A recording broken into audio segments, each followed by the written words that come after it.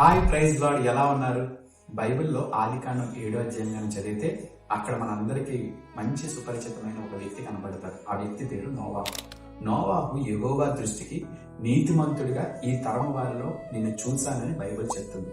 చూడండి, సాక్షాత్తు దేవుడే సాక్ష్యం ఇచ్చాడు.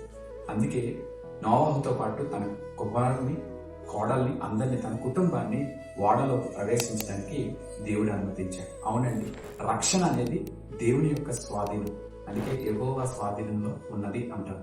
ఈరోజు నోవాహు బలహీనంగా ఉన్నప్పటికీ కొన్ని విషయాల్లో నీతిమంతుడిగా ఉన్నాడు. ఈరోజు చాలాసార్లు మన బలహీనతను చూసి దేవుణ్ణి విడిచిపెడతాం.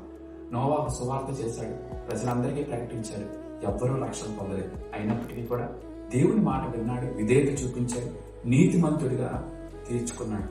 అందుకే నోవాహు తన కుటుంబం రక్షణలోకి నడిపించబడింది.